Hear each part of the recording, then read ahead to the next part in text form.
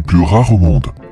Aujourd'hui, nous allons nous pencher sur les lions et les espèces de lions extrêmement rares ou inhabituelles. Numéro 8, le lion des cavernes. Le lion des cavernes eurasiatiques est une espèce éteinte, apparentée au lion, qui mesurait environ 3 mètres de long. Elle a vécu en Europe et en Asie du Nord au Pléistocène. Cet animal était un puissant prédateur et se nourrissait entre autres d'équidés, de cerfs et probablement de charognes. Tout comme le lion d'aujourd'hui, ce félin tuait sa proie en l'étouffant ou en lui mordant le cou avec ses crocs courts. Le lion des cavernes était considéré comme une sous-espèce du lion ou du tigre. Des études génétiques récentes ont démontré qu'il était plus proche du lion, mais qu'il s'agit d'une espèce distincte. Numéro 7. Le lion du Cap. Le lion du Cap est une sous-espèce du lion qui se trouvait autrefois dans la province du Cap, au Natal en Afrique du Sud. On dit que les mâles avaient des crinières très épaisses, de couleur sombre, qui leur couvraient la tête, le cou, la poitrine et tout le ventre. Depuis l'année 1865, aucun lion du Cap n'a été aperçu. Un spécimen empaillé est exposé au musée de Wiesbaden et un autre est conservé dans le musée naturaliste de Leyde.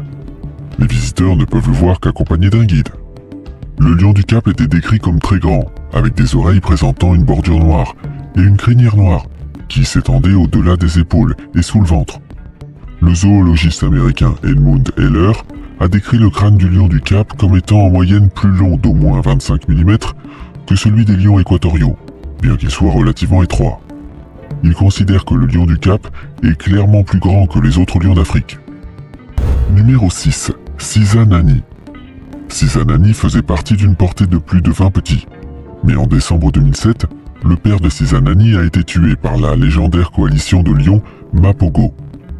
De nombreux lionceaux ont été victimes de ces attaques, tout comme plusieurs lions adultes d'ailleurs. Le frère de Cisanani a subi une blessure grave à la hanche, et il l'a aidé à survivre. C'est de là qu'il tire son nom, car Cisanani signifie « travailler ensemble ». Fin 2012, son frère a été tué par d'autres lions. Cisanani s'est alors enfui vers le nord. Il a acquis une notoriété légendaire dans la région, car il réussissait à tuer des buffles adultes tout seul. En août 2013, il a donné naissance à sa première portée de petits. Malheureusement, elle a été tuée par d'autres mâles. Cisanani a alors disparu, et tout le monde a commencé à supposer qu'il était mort. Et puis, du jour au lendemain, il a fait son retour. En septembre 2014, il est réapparu après des mois d'errance en solitaire, ce qui lui a valu son surnom de lion fantôme. Numéro 5. Ligre. Le ligre est issu du croisement entre un lion mâle et une femelle tigre. Les ligres connus à ce jour sont nés de la manipulation de l'homme, soit génétique, soit en plaçant tigre et lion dans un même enclos. Dans la nature, les lions et les tigres ne se trouvent généralement pas dans la même région. Un ligre ressemble à un grand lion avec des rayures de tigre. Comme les tigres et contrairement aux lions, les ligres aiment nager. Comme de nombreuses espèces hybrides, les ligres deviennent plus grands que les deux animaux parents. Tous les ligres mâles connus à ce jour sont stériles. Les femelles ligres sont généralement fertiles et peuvent se reproduire avec un tigre ou un lion. Numéro 4. Lion blanc. Le lion blanc est une mutation de couleur rare du lion. On pense que les lions blancs étaient originaires de la région de Timbavati en Afrique du Sud. Les lions blancs ne sont pas albinos. Leur couleur blanche est causée par un trait récessif, appelé leucisme, dérivé d'une mutation moindre dans le gène qui cause l'albinisme.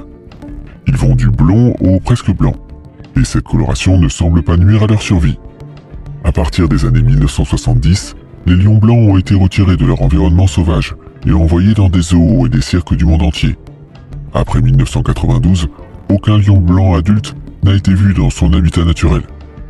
Le Global White Lion Protection Trust a donc commencé en 2004 un programme de réintroduction des lions blancs dans leur habitat naturel.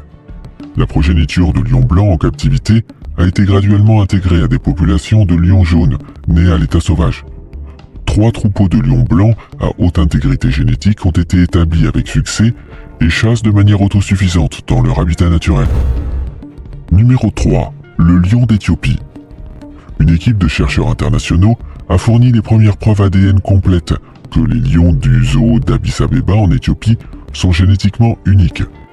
Bien qu'on ait constaté depuis longtemps que certains lions d'Éthiopie ont une grande crinière sombre, couvrant la tête, le cou et la poitrine jusqu'au ventre, et qu'ils sont également plus petits et plus compacts que les autres lions, On ne savait pas jusqu'à présent si ces lions représentaient une population génétiquement distincte.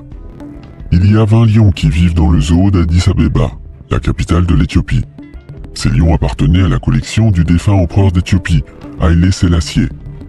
Il a fondé le zoo en 1948 et on pense que les 7 premiers lions, 5 mâles et 2 femelles, ont été capturés dans le sud-ouest de l'Éthiopie.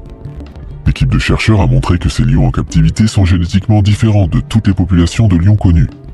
Les chercheurs ont comparé des échantillons d'ADN de 15 lions du zoo d'Addis Abeba, 8 mâles et 7 femelles, avec des races de lions à l'état sauvage. L'équipe de chercheurs recommande la mise en place d'un programme d'élevage en captivité, comme premier pas vers la conservation de cette population réellement unique. Numéro 2. Le lion de Barbarie. Le lion de Barbarie, ou lion de l'Atlas, était un lion d'Afrique du Nord qui a disparu à l'état sauvage.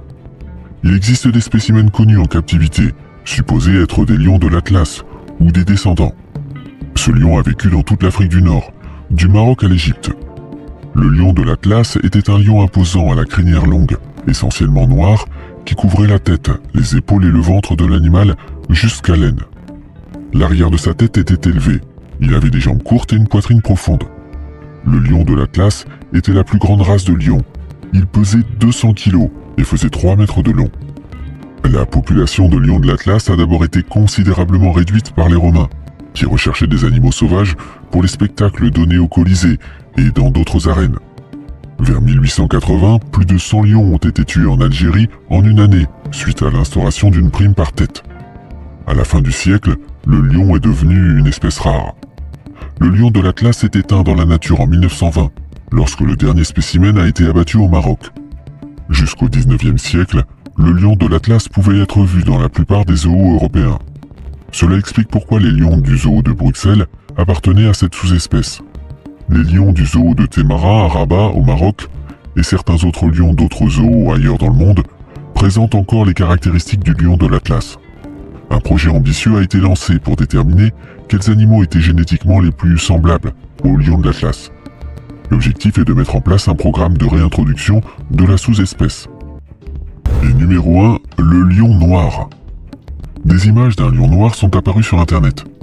Une petite recherche sur le web indique que la photo est une photo truquée d'un lion blanc. Quel dommage. Cela m'a poussé à vérifier si l'on pouvait trouver des infos sur les lions noirs. Et j'ai alors trouvé une courte phrase. Le mélanisme et l'albinisme semblent être très rares chez les lions. Cette phrase indique qu'il existe des spécimens de lions noirs et blancs dans la nature. Des lions albinos ont été observés occasionnellement dans le parc national Kruger, et 3 lions blancs sont nés dans une réserve naturelle du Transvaal en 1975. Quelles sont les données disponibles sur les observations de lions noirs? Apparemment, au milieu du 19e siècle, on a signalé l'existence d'un lion persan qui était brun très foncé et en partie presque noir. Malheureusement, il n'y a plus de lions en Iran.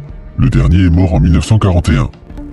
Il semble qu'un lion partiellement noir soit né au zoo de Glasgow en Écosse. La couleur noire était peut-être due à des cellules cutanées anormales. Une lionne noire a également été signalée dans la brousse africaine. Des troupes entières de lions bruns foncés ou noirs ont également été signalées, ce qui indique qu'il pourrait s'agir d'un trait génétique. Par conséquent, la conclusion est qu'un lion noir pourrait exister, mais qu'ils sont extrêmement rares. Quel type de lion souhaiteriez-vous rencontrer lors d'un safari ou d'une visite au zoo? Faites-le moi savoir dans les commentaires. Cliquez sur le bouton like si vous avez aimé cette vidéo.